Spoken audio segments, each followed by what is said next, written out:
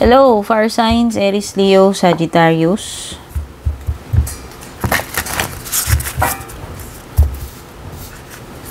Tingnan natin ano yung energies ninyo ngayon, yung mga dapat nyong malaman.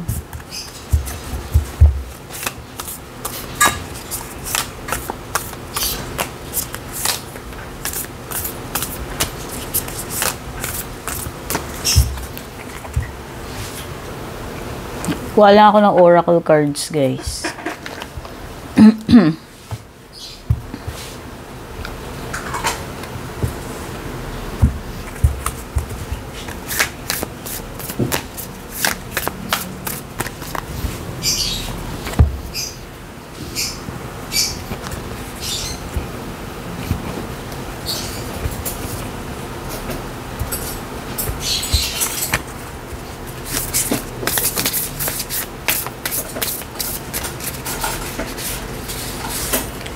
If you're new here pala, please don't forget to subscribe. Yan, yung mga hindi pa nakasubscribe at yung mga hindi pa nakalike follow sa ating FB page. Maraming salamat po. At regarding personal readings naman, mag-message po kayo sa aking FB page. Lahat ng link, lahat ng details, kailangan nyo, nakasulat sa description pati link. Basahin nyo na lang. Okay, so ang nakuha nating unang energy mo is moving on or letting go. Pwedeng ito yung energy mo ngayon, no? Hindi ko alam kung may mga moving on na kailangan mong gawin.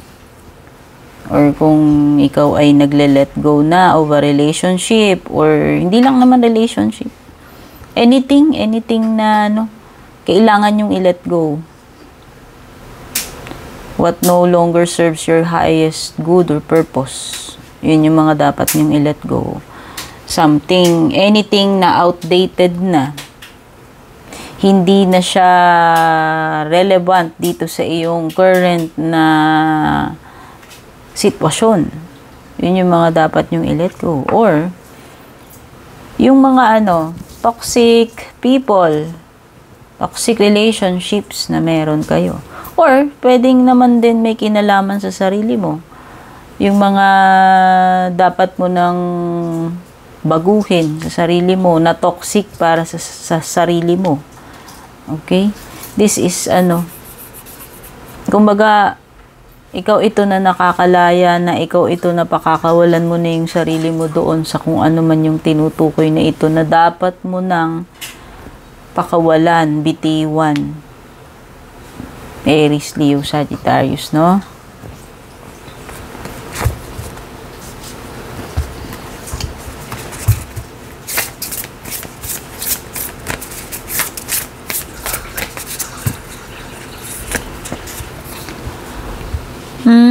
Confusions, uncertainty. Baka ang dami ninyong naiisip na possibilities or hindi ninyo alam ano yung next na dapat ninyong gawin. Nagugulo ang puso ninyo or nagugulo ang isip ninyo. Ayan, no? Meron ding mga signages dito. O whether ma-stuck ka ba in the past or mag-move forward ka or lakasan mo yung loob mo, mag-leave ka ng comfort zone mo. Pwedeng meron nagpapagulo sa isip mo or hindi mo alam ano yung mas tama na gagawin. Okay? Yung iba dito, pwedeng this is, marami ka kasing options, no? So, ayan, pwedeng nang na hindi mo alam alin kaya dito sa mga options na available sa'yo. Yung dapat mong piliin. No? Baka ngayon ay blessed ka, spoiled ka sa mga options. Bagay, hindi lang isa yung available para sa iyo. Or hindi lang isa yung opportunity or hindi lang isa yung pinagpipilian mo dito, no? Multiple choices, kumbaga. Kumbaga sa exam, multiple choice. A, B, C, or D. Ayan. So, kung nag-review ka, madali mong masasagot yung exam mo. Kung hindi ka nag-review, hindi mo tuloy alam alin doon kahit napakaraming choices. O, diba? Ayan yun. No pa. O, pwedeng iba, nag-aalinlangan, o naguguluhan nga kayo kasi pwedeng may mga may mga pampagulo, distractions dito. Kaya dapat suriin mong mabuti or pakiramdaman mo, alamin mo. Alin dito yung mga pampagulo lang, alin yung pinaka-importante, alin lang yung dapat mong bigyan ng focus yan. Kasi minsan ganyan. Minsan sabay-sabay dumarating, ang dami mo i-consider, dami mo pagpipilian. Kaya tuloy, di ba, minsan nga mas simple yung pagpipilian mo, dalawa mas madali lang eh. Kaysa yung minsan ang madami kang option sa harap mo, hindi mo tuloy alam, lalo ka nalilito alin dito, no? Pero kung alam mo talaga yung gusto mo, you meditate, you pray, ask mo guidance kung nalilito ka, which path to take, especially kung path yung pipiliin mo dyan, no? Especially kung major decision yung gagawin mo, di ba? Animal totems. Okay, animal energy and powers. Okay, pwedeng iba sa inyo dito. Very kayo. Hindi ko alam kung nakakakita kayo animal signs lately. It could be an indication na may mga hidden messages tungkol doon. Search nyo na lang. Wala akong masyadong alam sa mga symbolism ng animals. Or pwedeng na hindi ko lang alam. Baka naman animal lover lang talaga kayo. Or nature lover. Or you could be dealing with something na related sa pet mo. Ayan, baka merong mga anything na related sa sa wildlife, sa nature, sa animals or pets, no? Kasi itong mga animals na to, minsan guardians natin yan. Ewan ko, hindi ko alam masyado yung mga kwento-kwento sa mga ganyan, yung mga chika-chika. Ay, sorry naman, natakpan yung sign.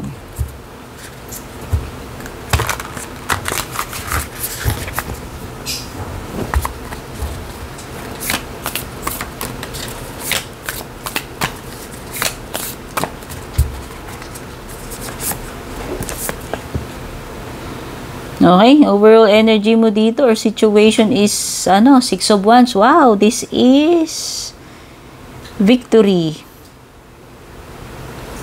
Kung ano man ito, makaka-receive ka ng dito, kumbaga, award, merit. Kung ano yung deserve mo dito na attention, makukuha mo.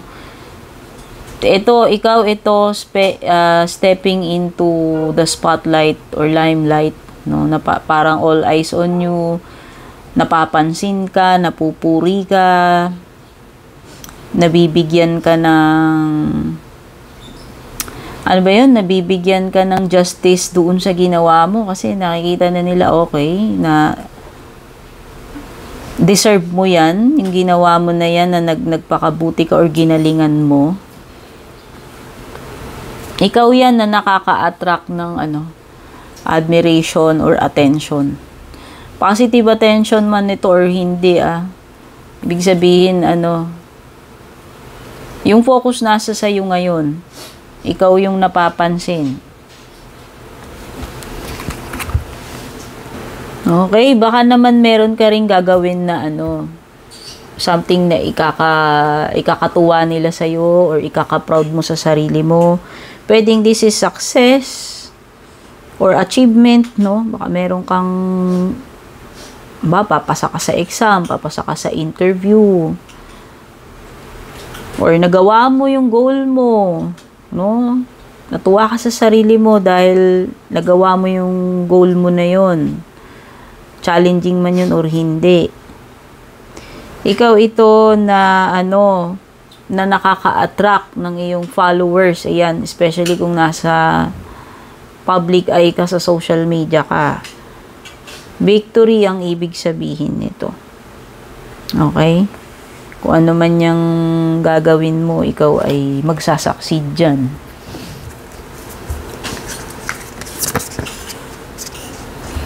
Pwedeng may earth sign energy, Taurus, Virgo, or Capricorn. Yan. Si Page of Pentacles. Ayan. Kung tao ito, si Page of Pentacles, this is someone who is younger. Kadugo mo man ito, romantic, naman relationship mo dito, basta someone na mas bata kaysa sa'yo. Pwedeng student. Pwedeng pa lang to. Hindi ko alam kung anak mo na pinag-aaral mo or pwedeng ikaw, kung ikaw tong bata na to na nag-aaral ka. Kung ito ay situation, this is a period of studying. Pwedeng meron kang mga gustong pag-aralan, matutunan. Yan. Or mga ma-acquire na skills. Kumbaga, kung situation ito, pwedeng nagsisimula ka pa lang. Kung tao, pwedeng anak or sama na mas bata or student. Okay, parang hindi ko alam kung nakikurious ka about something, nagkakaroon ka ng fascination about something, at ikaw ay nakikurious doon at kumbaga gusto mong i-explore kung ano man yung bagay na yun na nakikurious ka. This is a period of learning kung ito ay situation, no? Pwedeng may mga matututunan ka itong mga susunod na araw.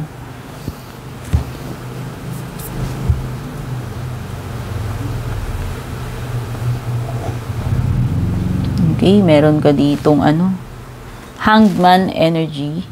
Baka may revelation sa'yo kasi itong si Hangman, meron ka something na madidiscover o kung ano man ito na mare-reveal sa iyo. Parang ma-enlighten ka. Something na pwedeng okay. So, Page at saka si Hangman. Okay, meron kang meron kang may madidiscover ka. May madidiscover ka dito.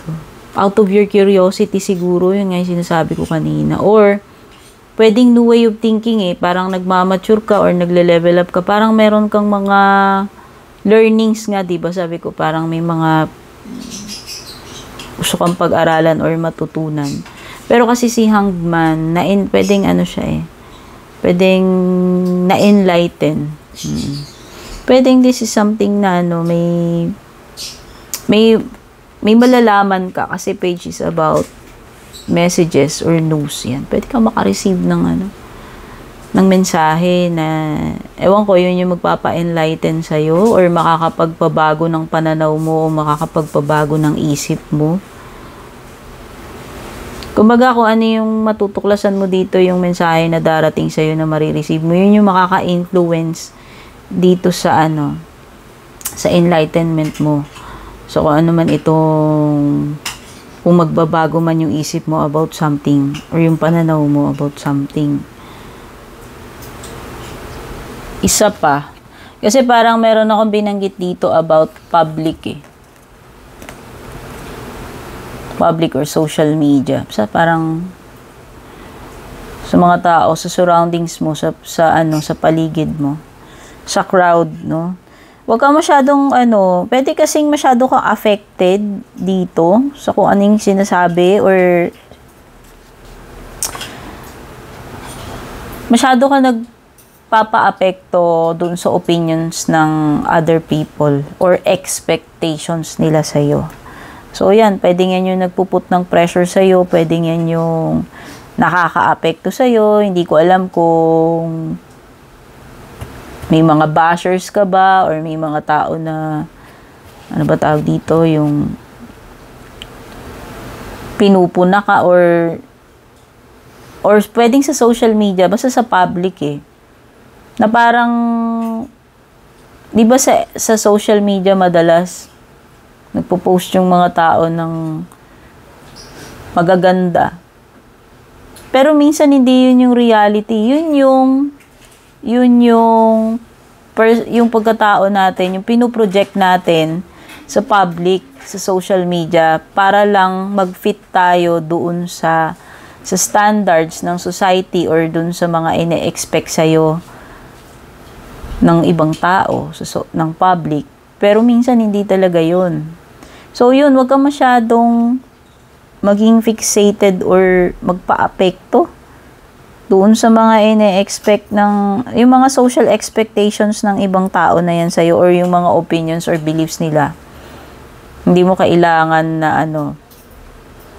na i-prove yung sarili mo. Kumbaga, kailangan maging natural ka lang. Okay? Pwedeng this is also, an indication na suspension Hindi ko alam kung merong something na put on hold, na tali. Ito ikaw na parang nakaano ka dito. Nakatigil. No? Nag-o-observe yan. Pwedeng ganun Parang ito yung period ng pansamantala, nakatigil ka and nag-o-observe ka lang muna, na wala ka munang gagawing action. Okay? Pwedeng this is also a symbol ng attachment. Ayan, di ko alam kung kung may mga attachment ka na hindi mo ma-let go kasi lumilitaw dito yung moving on and letting go freedom card mo. So, pwedeng yan. Kung ano mang klaseng attachment to, it could be values or fixation sa isang bagay, sa tao o relationship na ewan ko, siguro baka hindi ka pa ready na i-let go ito. No? Yan.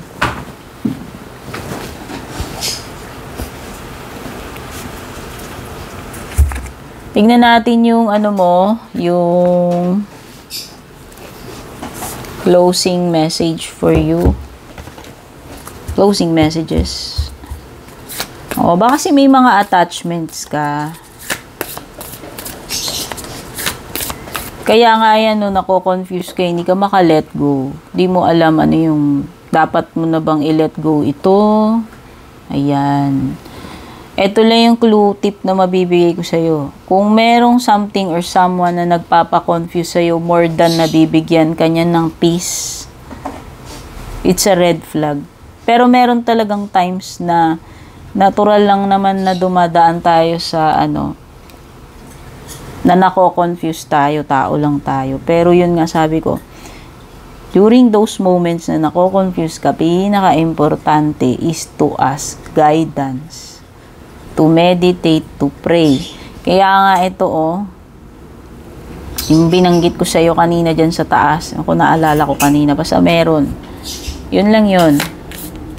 Before nagagawa ka ng major action or decision na pwede mong pagsisiyan sa huli kung hindi mo napag-isipan na mabuti yung mga pwedeng consequences niya. Kaya nga, kung unsure ka, pause, which is the Hanged Man, and meditate, pray, ask for guidance. So yan, nakikita ko, nasa sentro yung mo na nalilito ka, tapos hindi mo alam kung i-let go mo ba to, ano ba yung gagawin mo. So, ito na yung mga closing messages sa'yo. The miracles are endless. Kaya kung nakakaranas ka ng mga hindi magandang sitwasyon sa ngayon, pinagpala ka pa rin kasi may mga darating pa rin sa yung grasya, may mga intervention, miracles na darating sa iyo. Yung miracles na yan, maraming bagay yan. Malawak yan. Kung ano yung mga hindi mo inaakala na darating sa buhay mo sa mga times na, yan, kagaya niyan, mga time na nako-confuse ka or nahihirapan ka, yan yung mga miracles. Yung mga blessings na yan. Interventions. Surrender now. Pareho yung card mo Itong freedom card at saka itong moth spirit, you have to let go. This is a clear sign for you, fire signs, Aries, Leo, Sagittarius, na meron na kayo talagang definitely dapat pakawalan na dito. Yan na yung inuungot ng card sa'yo. Overcome any obstacle. Kailangan mong maging malakas yung loob mo. Mag-persevere. Kung ano man itong mga pinagdadaanan mo, ma-overcome mo yan. Yan yung sinasabi ni Rhino Spirit. May mga miracles Ayan miracles are endless. Minsan nga kahit hindi tayo deserving, pinapadalaan pa rin tayo ni God ng miracles. Kaya dapat tayo ay maging grateful.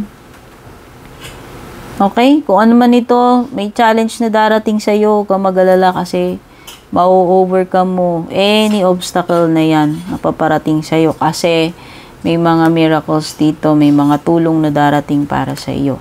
Okay, fire signs, take care, God bless.